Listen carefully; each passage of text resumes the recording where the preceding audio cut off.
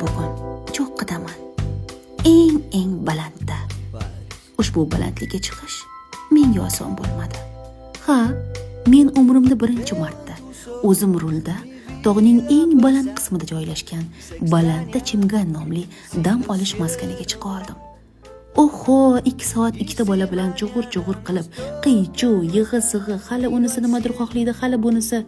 O'zi aslida biz onalar o'zimiz bilan o'zimiz kelishib olishimiz kerak. Bolalarni uyda qoldirsak ham bizga yoqmaydi. Xavotirda yuragimizni yarimi qolib ketgandek his qilamiz. Ularni olib ketsak ham yuragimizning mazasi bo'lmay, belimiz grija bo'lib, boshimizda og'riq turib, qanaqa qilib dam olganimizni bilmay qolamiz. O'rtoqlar, odamlar 14-16 soatlab Amerikaga bolalar bilan qanaqa uchadi? 2 soatlik tog'ga chiqishimni o'zi bo'lmadi menda. O'zi onamlar to'g'ri aytgan ekanlar. Bolaligimizda bizga aytardilar: "Senlar bilan to'yga borganimdan ko'ra, to'yga bormaganim yaxshi" deb.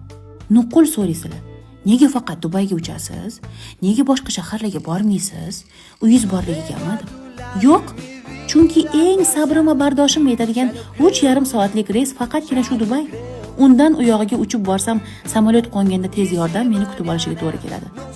Tashqaridan qaraganda Shahzodaga mazza, enagalari bor deyishinglar mumkin. To'g'risini aytaymi? Men o'zim eng asosiy enagaman. Qolganlar mening assistentlarim. Baribir asosiy yuk va mas'uliyat onaning o'ziga tushadi.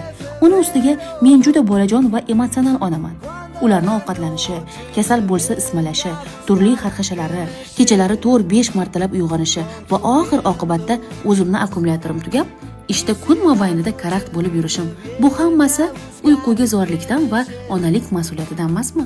Umumiy olib qaraganda, hoji buvim, onam, kelinim maza qilishdi.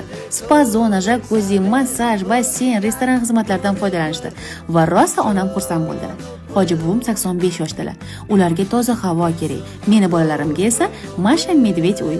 Qizim Milana mana shunaqa nom qo'yib olgan. Turib, "Mammi, Masha Medved uyga olib bor" deb so'rab qo'yadi. Mana oxiri keldik. Va boshqa kelmasak kerak. Qaytishda mashinamni urib olishimga sal qoldi. Bizga eng tinchi shu poyezd yoki samolyot ekan. Mashina haydashdan rosa qo'rqardim, lekin oilam uchun bir o'zim haydagim kelgandi. Shofyorni ovora qilmasdan. O'rtoqlar, bu joyga iyun oyida umuman kela olmaysiz, chunki joy qolmagan. Iyul oyida bo'sh joylarni topsa bo'lar ekan. Kelsangiz achinmaysiz. Faqat bolalarni uyda qoldiring yoki o'zingiz ham uyda o'tiring.